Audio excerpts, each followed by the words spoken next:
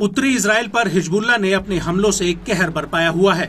हर एक मिनट, हर एक सेकंड में हिजबुल्लाह की मिसाइलें, रॉकेट्स और ड्रोन हमले इजरायली सेना को दहला रहे हैं। लेकिन इसके बावजूद ऐसा लग रहा है कि अब इजरायली फौज हिजबुल्लाह से आर पार की लड़ाई में जाना चाहती है। और अगर ऐसा होता भी है तो उसमें किसका पलड़ा भारी रहेगा, ये अपने आप में एक बहुत बड़ा सवाल है, क्योंकि हिजबुल्लाह ने अपने भीषण हमलों से आईडीएफ को छकाया हुआ है और अमेरिका भी इस बात को कह चुका है कि हिजबुल्लाह के साथ इजराइल को जंग बहुत भारी पड़ेगी।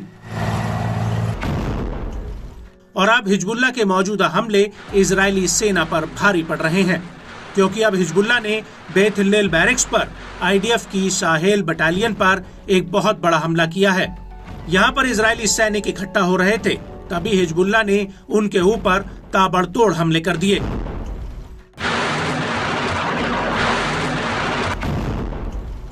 हिजबुल्लाह का कहना है कि इस हमले में कई इजरायली सैनिक मारे गए हैं या फिर घायल हो गए हैं।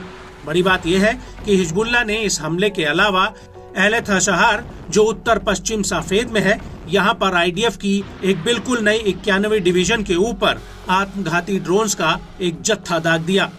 हिजबुल्लाह का कहना है कि यहाँ पर भी इजरायली सैनिक और उनके अधिकारी इकट्ठा हो रहे थे, जिन पर ये हमला किया गया।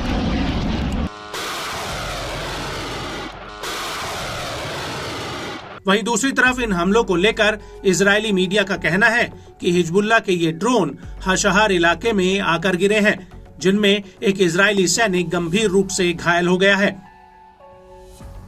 वहीं इस हमले को लेकर इजरायली सेना का कहना है कि इस हमले में उसका एक सैनिक गंभीर रूप से घायल हुआ है। लेकिन हिजबुल्लाह के हमलों के बीच इराक की तरफ से भी इजराइल पर एक ड्रोन दागा गया था, जिसे हवा में ही मार गिराया गया है।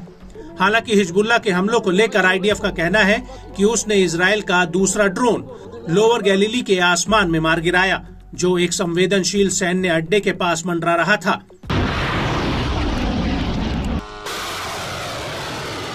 आईडीएफ के मुताबिक ये ड्रोन लेबनान से इजराइल में घुसा था और उसे साखनीन इलाके में मार गिराया गया। बड़ी बात यह है कि जिस इलाके में ये ड्रोन घुसा था, वहां पर इजराइल की डिफेंस कंपनी राफेल की एक महत्वपूर्ण फैक्ट्री है और ऐसा माना जा रहा है कि हिजबुल्लाह का टारगेट यही कंपनी थी।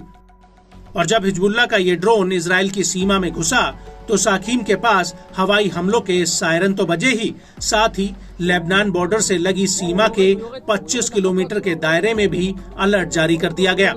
हालांकि इस ड्रोन को इंटरसेप्ट करके उसे हवा में ही मार गिराया गया।